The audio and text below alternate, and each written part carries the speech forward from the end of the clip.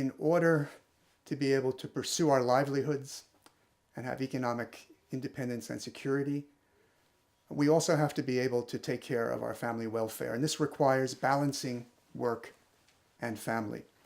And to do so, we have to adopt two sets of measures. One set which addresses the problem of time, the other which addresses resources, both financial and resources involving provisions of care.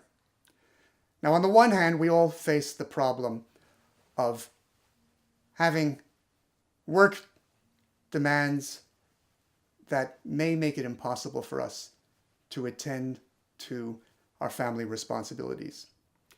And in order to be able to allow our family freedoms and our economic freedoms to be in harmony with one another, we need to think of mandating the following measures. On the one hand, we have to ensure that all employers will provide paid emergency family leave, so that if any family emergency arises, we will be able to take off from work without suffering economic consequences and be able to provide the care that is needed in those emergency situations.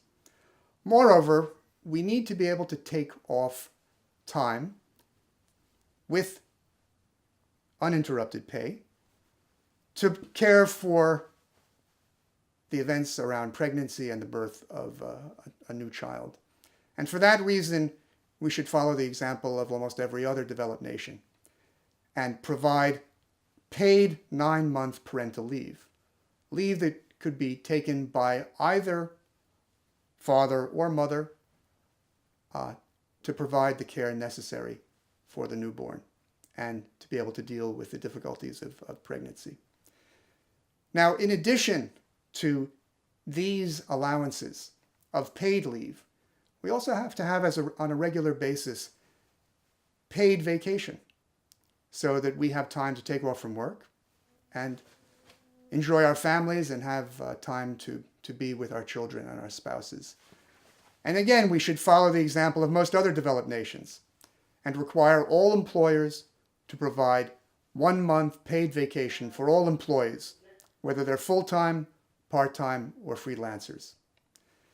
Now, I think we realize that it's almost impossible to be able to perform one's responsibilities as a spouse or a parent if one is jobless and has no means of livelihood.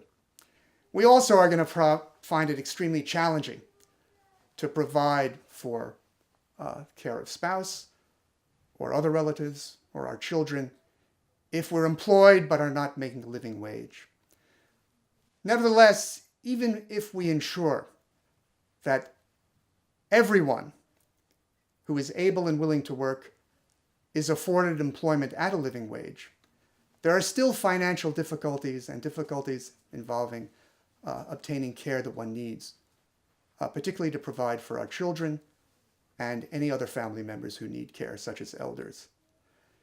Now, admittedly, if we provide a living wage to individuals, that still leaves unattended the extra expenses that family members have who have children that they have to care for. This will involve additional household expenses, including greater rent or mortgage payments, since one will need additional rooms. It will involve additional food, clothing, and other measures. So in order to deal with this, we need to provide families with a child allowance that's sufficient to meet these additional expenses. And this can be done by providing $500 per month per child to all custodians of children. If you think about this provision, it would be a tremendous remedy to childhood poverty and the effects that has on the future opportunities of individuals. There are 74 million children in the United States. If we were to provide child benefits of $500 per month per child, that comes to $6,000 per year per child. If you multiply that by 74 million, you come to $44 billion that would be required annually to provide families with child benefits that could give them sufficient funds to deal with most of the demands of raising children and strike a huge blow at childhood poverty that affects nearly half of all children in the United States. Now, $44 billion may sound like a lot of money, but we have to think of it in reference to our national income, which is $18 billion per year. $44 billion is a tiny fraction of our national income. It's less than a half of 1%. It's something that could be easily paid for by any of the most rich individuals in the United States. Moreover, if one thinks about the total wealth of the United States, that comes to $90 trillion. $44 billion is a tiny fraction of that. It's almost less than 0.1% of the national wealth. So there would be no problem funding a child benefit that would enable families to have the financial resources they need to bring up their children in dignity.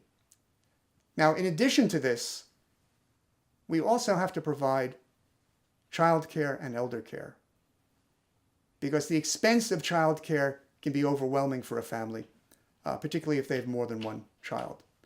The same thing is true of elder care.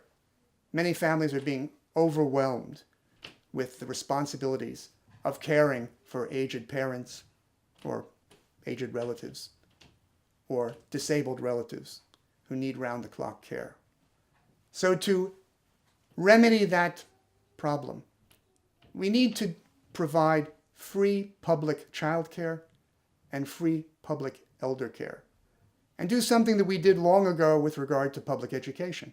We committed ourselves to provide free public education to all, and to do so without any means tests, without putting people through the indignity and difficulty of indicating that they are disadvantaged. This is something that should be provided to all, and it can easily be paid for by making use of highly graduated income and wealth taxes that will put the burden for these necessary expenses on those who can most easily afford to do so. This will then involve a huge emancipation for American families. It will enable all individuals to be able to exercise their social freedoms and earn a living without having to compromise their family welfare. And in this way, we can really bring into balance the demands of work and family.